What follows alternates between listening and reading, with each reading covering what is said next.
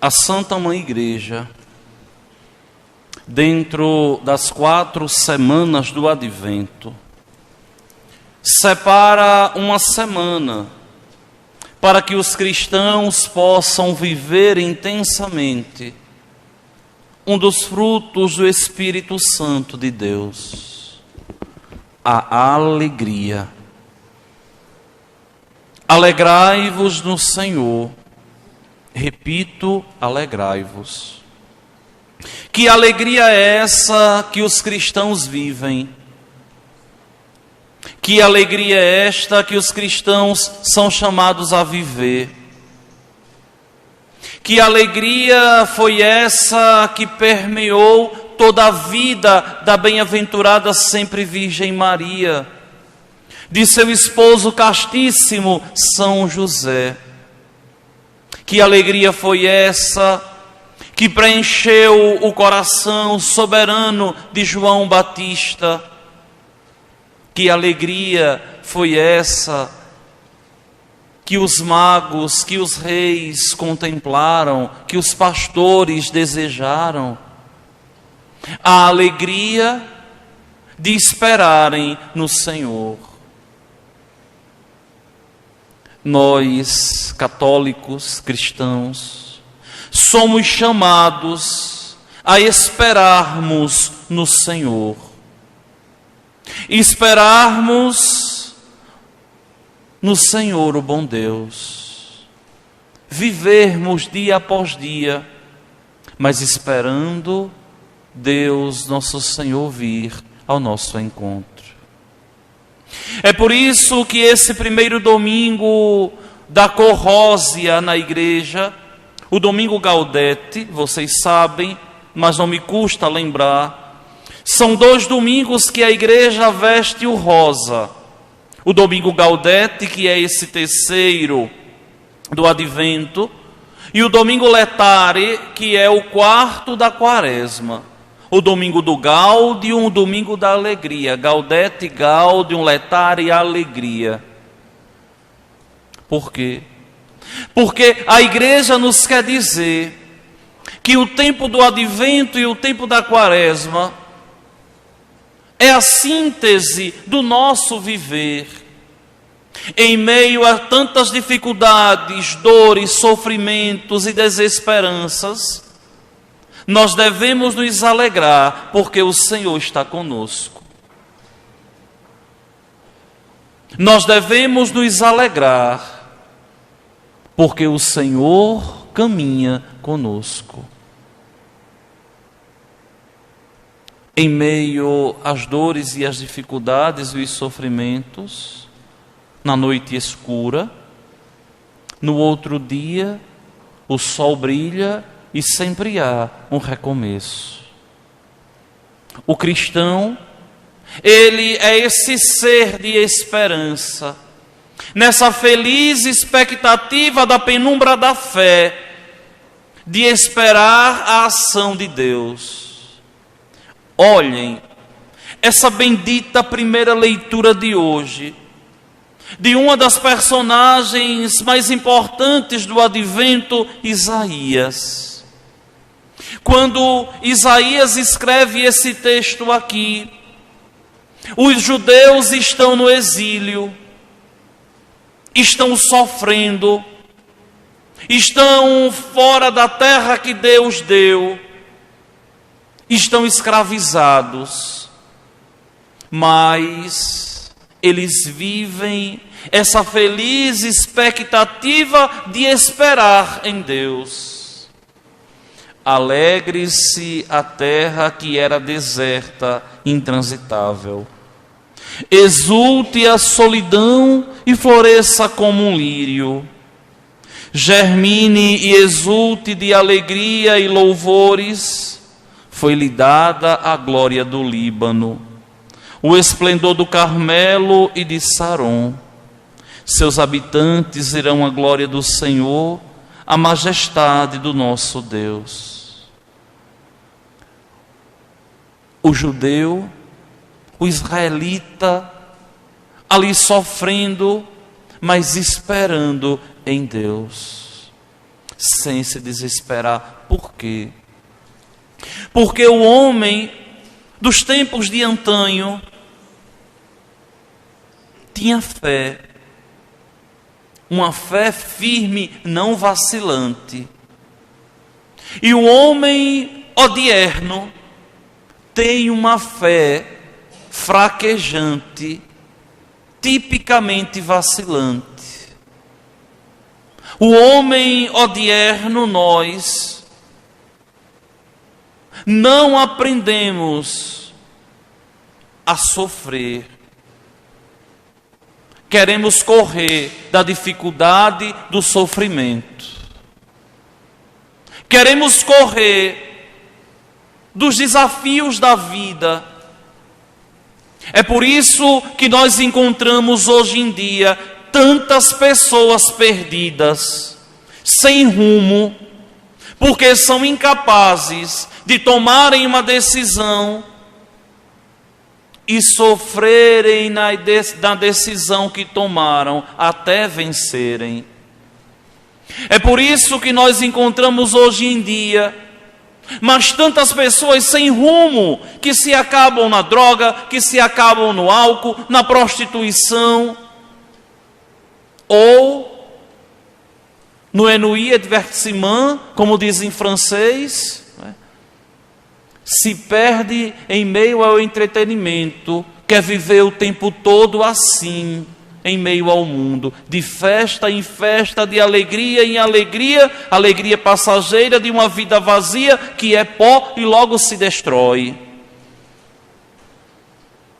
Nós, católicos cristãos, somos convidados a levarmos uma vida sólida, com princípios, na expectativa de permanecermos em Deus.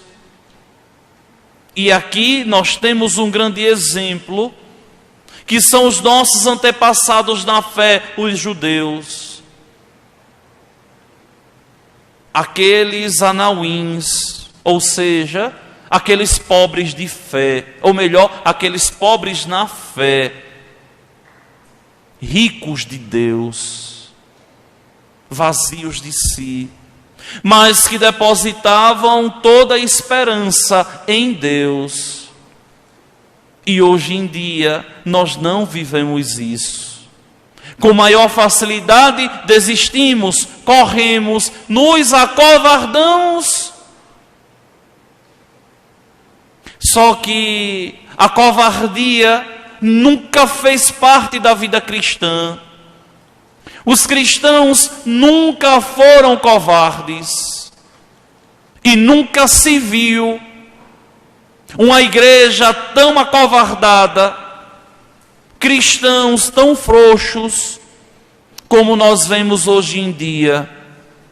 Cristãos incapazes de defenderem a Cristo, incapazes de pregar o Evangelho, com medo do que vão pensar, do que vão dizer, com medo de ficar mal com alguém, com medo de ser visto como um antipático, como um estranho, como um alucinado ou um lunático. Meus irmãos, essa igreja que nós somos batizados e a ela pertencemos, é uma igreja que nasceu sendo regada por sangue humano. E o primeiro quem derrubou foi o próprio Senhor. Nunca se viu em 2000 anos de história uma igreja tão acovardada, de pessoas que fazem de conta que são de Deus, mas no âmago do ser não existe o mínimo de esforço para ser de Deus. Estamos na 3ª semana do Advento. Como você está se preparando para o Natal? Quais foram as atitudes que você tomou para viver santamente o Natal de Jesus? Só que vejam, minha gente, o Natal de Jesus não é uma data folclórica, não. O Natal de Jesus é uma comemoração espiritual, onde Cristo deve verdadeiramente nascer no teu coração. Se Cristo não nascer no teu coração, de nada, mas de nada, serve a caminhada que você está fazendo. E como é que Cristo, Padre, pode nascer no meu coração? Quando eu abro espaço para Ele. Até aqui eu posso ir, até aqui eu não vou. Olha, vocês me têm aqui na paróquia já há quase 12 anos, desde que aqui cheguei. 10 anos e 5 meses e alguns dias e 7 dias de sacerdote, 10 anos, 5 meses e 7 dias de padre. Mas vocês sempre escutaram a mensagem genuína e piedosa do Evangelho. Uma mensagem purificada, onde o sim de Cristo é o nosso sim, aqui pregado, onde o não de Cristo é o nosso não. Onde muitas vezes nós vemos pessoas sem um espírito de fé, que se entristecem e se revoltam, porque o sacerdote disse não pode, mas não pode porque Cristo disse que não podia. Mas porque Cristo falou que não podia. Minha gente, essa igreja que vocês estão vendo florescer em Janaúba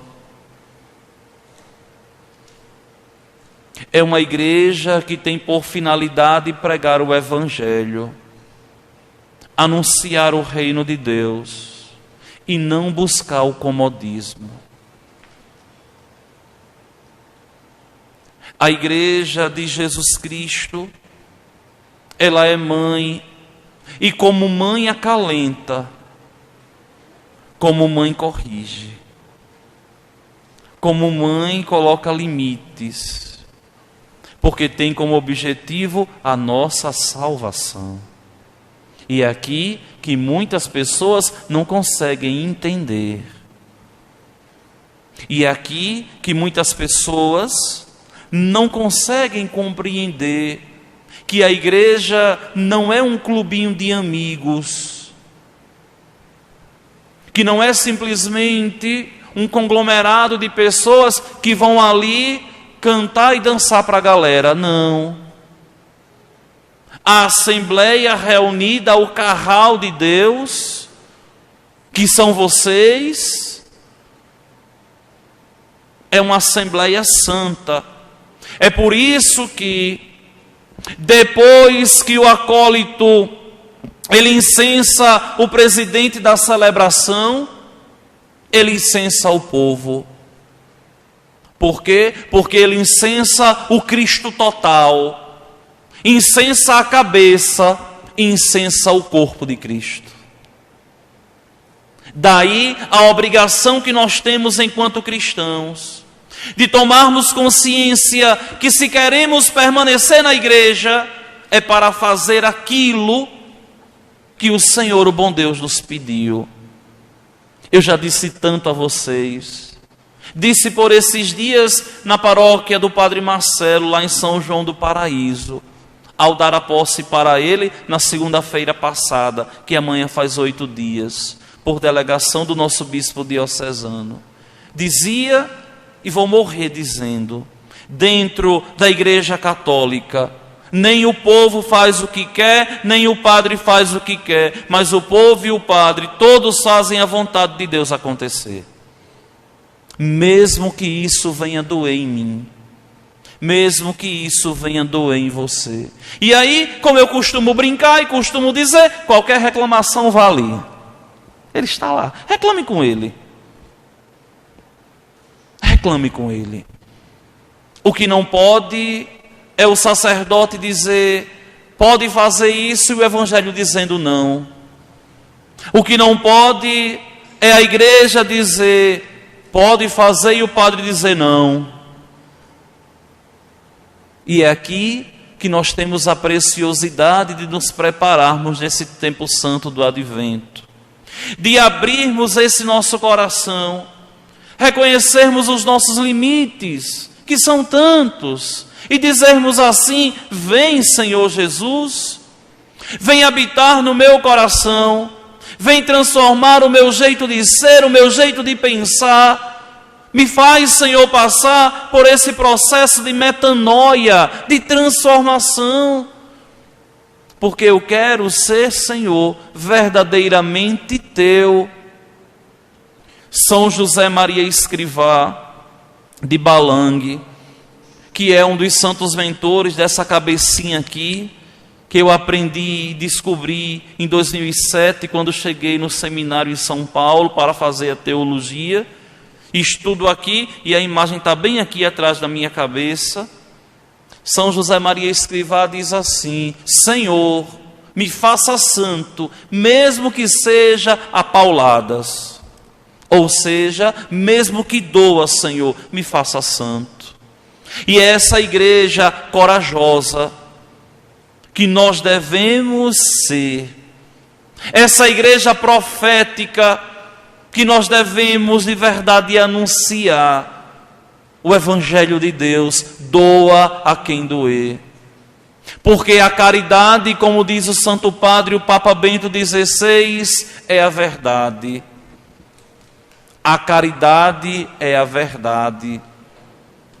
Não existe caridade na mentira.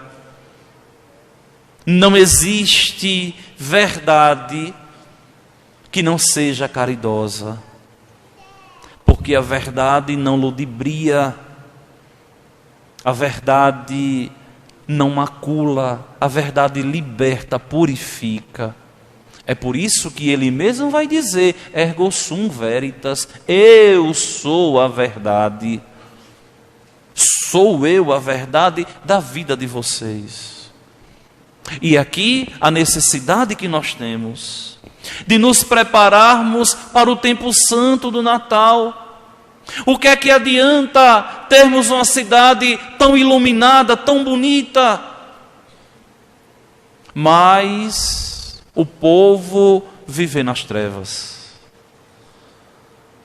Do que é que adianta você vir à igreja e lá fora fazer tudo errado? Não adianta nada. E é preciso, nessas últimas 2 semanas, de hoje a exatos 15 dias, nós iremos estar celebrando o Natal de Nosso Senhor, a festa das luzes, a festa do sol nascente, o sol nascente que nos veio visitar, o sol é Jesus. É preciso agora a gente fazer uma faxina, limpar a nossa vida, limpar o nosso coração, porque não adianta a gente dizer daqui a 20 dias, 21 dias, feliz ano novo, com os pecados velhos, com os hábitos velhos, com as manias velhas, com os vícios velhos. Não adianta colocar expectativa no ano que vai começar, se você vai passar do velho para o novo velho, com o coração carcomido, cheio de podridão. De nada adianta. É preciso arreganhar, escancarar as portas do coração para Cristo e dizer: Senhor, faça-me santo, mesmo que seja a pauladas. Meus queridos irmãos e minhas irmãs, Olhem a segunda leitura de hoje da carta de São Tiago. Que beleza, que sabedoria de Tiago. Ao olhar para aquela comunidade e assim dizer: irmãos, ficai firmes até a vinda do Senhor. O que é ficar firme? É não titubear, é não pender nem para um lado nem para o outro, mas permanecer com os olhos fixos em Jesus, caindo, mas sem desviar o olhar, para não perder o prumo, para não perder o rumo da vida. Permanecer firme no Senhor quer dizer que eu, enquanto cristão, vou assumir o meu compromisso de ser de Deus e lutar contra os 3 inimigos que atentam contra a minha salvação. Primeiro, eu mesmo. Porque tem gente que Satanás não precisa nem tentar, porque a própria pessoa se tenta, viu? Tem gente que Satanás não gasta nem tempo indo tentar, porque a própria pessoa vive procurando o que não presta, atrás do que não presta. A própria pessoa vai atrás. O primeiro inimigo a ser vencido somos nós mesmos, as nossas manias, os nossos pecados, os nossos defeitos. O segundo são as seduções do mundo. E o terceiro, o próprio Satanás. E vejam que Satanás, como diz São Pedro em uma de suas cartas, rodeia como o leão a rugir, procurando a quem devorar, resistir-lhe firmes na fé. Essa firmeza aqui que Tiago diz, que Pedro diz, e que o Senhor, o bom Deus, também diz: ficai firmes. No mundo vocês terão tribulações, mas coragem, eu venci o mundo. Meus queridos irmãos e minhas irmãs, eu brincava ali na porta e dizia às ministras assim: hoje é dia do chicote estralar. Por quê?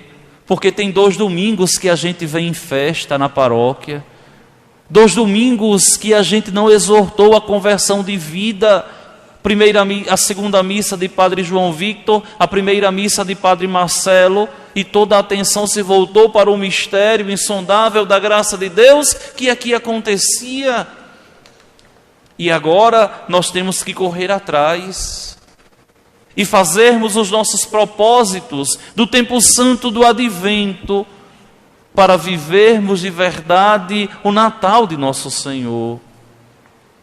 Seja amigo de Cristo, abra o seu coração para Ele, deixe de ser mesquinho, mude as suas atitudes, seja alguém que de verdade reza, seja temente a Deus, seja um bom marido, uma boa esposa, seja um filho obediente, seja um católico responsável com a tua pastoral, com o teu movimento, seja um católico de Deus, onde Deus reina, vive, habita e permanece no coração.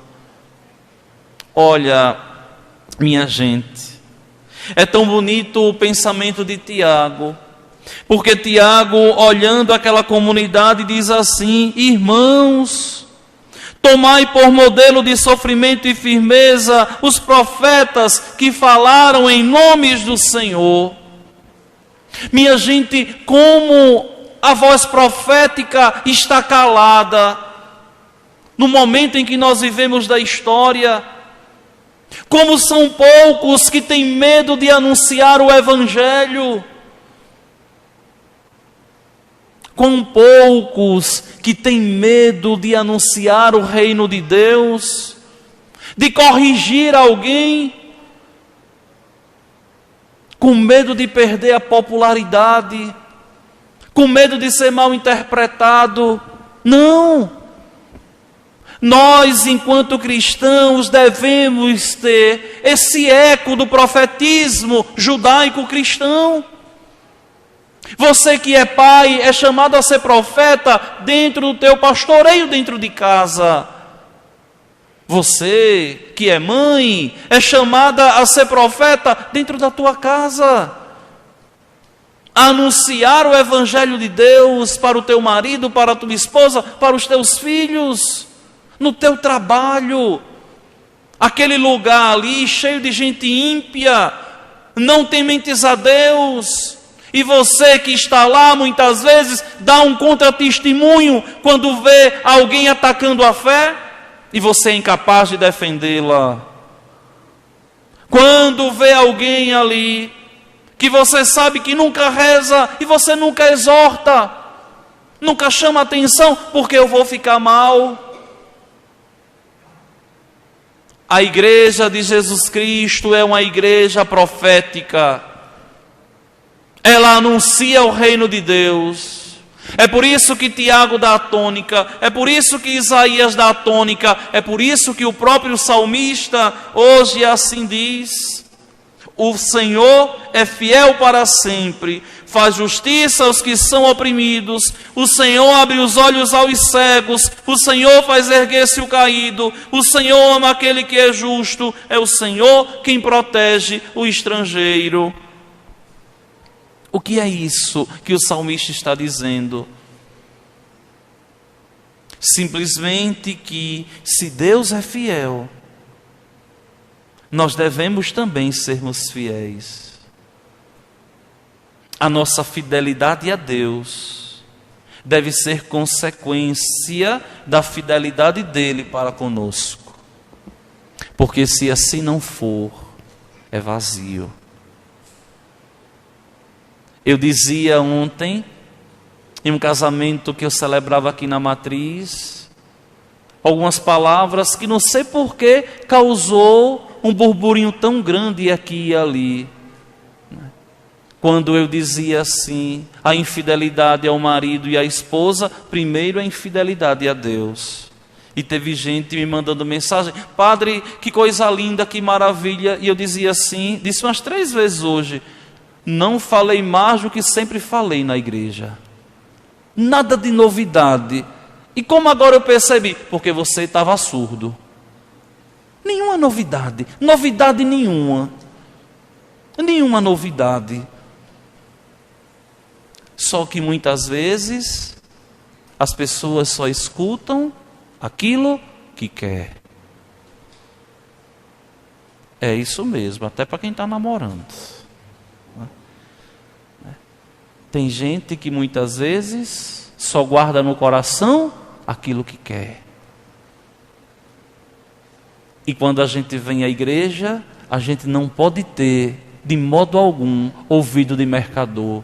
O que é o ouvido de mercador? É aquele ouvido que a gente vai na feira, o outro grita o preço do tomate e a gente não lembra. O cristão é aquele que está de pé, de prontidão, a escutar aquilo que o mestre diz. E esse que está de prontidão é João Batista, hoje a nos ensinar, a nos dizer, a nos falar. Vejam as próprias palavras de Jesus. Em verdade, eu vos digo, de todos os homens que já nasceram, nenhum é maior que João Batista. Por quê? Porque anunciou: Ecce aius Dei qui tollis peccata mundi. Eis o Cordeiro de Deus que tira o pecado do mundo. João Batista aponta e não tem medo de anunciar o Evangelho até ser degolado, como vocês sabem. Não teve medo, porque sabia em quem acreditava. Como diz São Paulo: isquio cui credide. Eu sei em quem eu acreditei. Eu sei em quem eu pus a minha fé. E isso aqui a gente está vivendo com tanta dignidade. Ao contemplar a ordenação de Marcelo, de Padre Marcelo, de Padre João Victor, de contemplarmos o ministério desses meninos começando, e tantas outras pessoas que colocam a expectativa no Senhor, e o Senhor nunca abandonou. Meus irmãos, minhas irmãs, a partir da próxima semana, o tempo santo do Advento vai voltar toda a atenção para a gravidez da bem-aventurada Virgem Maria. Nesse mesmo inteirinho, vivendo a esperança na penumbra da fé, onde parecia que muitas vezes caminhava sozinha, mas estava com Deus. Onde muitas vezes parece que Deus tinha abandonado, mas Deus estava ali, totalmente com ela. E vejam que a bem-aventurada Virgem é o grande eco da humanidade. Faça-se em mim segundo a tua palavra. Eis aqui a serva do Senhor. Ou seja, Senhor, eu escancaro as portas do meu coração para ti. E é essa a proposta que eu quero no dia de hoje fazer a vocês. Nessa próxima semana, nós iremos fazer aqui na Igreja Matriz um mutirão de confissão. Eu combinei com o Padre João, nós iremos tirar uma noite para a gente atender as confissões, ficar aqui até quando tiver gente para confessar. E eu quero pedir a vocês, venham se confessar. Se preparem para o Natal de Nosso Senhor. Jogue esse lixo fora, desse pecado que você vem carregando. Ah, eu não vou me confessar não porque eu tenho vergonha do padre. É isso que o diabo quer. Sambar em cima do seu pecado, viu? É isso que ele quer. Tenha vergonha não. Quem tem vergonha de se apresentar diante de Deus é o demônio. Um filho nunca tem medo de se apresentar diante do pai, porque sabe que o pai vai corrigir, mas não vai abandoná-lo. Não tenham medo. Se preparem direitinho para viver o Natal do Senhor. Daquele modo assim. Esse Natal vai ser o Natal mais importante da minha vida. Porque agora eu estou tomando consciência do céu. E é para lá que eu caminho e é para lá que eu quero ir. Que a bem-aventurada Virgem, Senhora do Ó, que a bem-aventurada Virgem, Senhora da expectação, interceda por nós diante de Deus.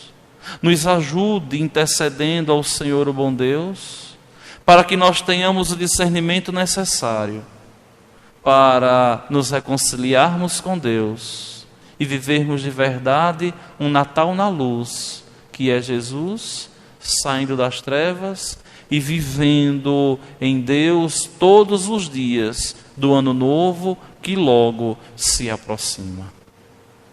Louvado seja nosso Senhor Jesus.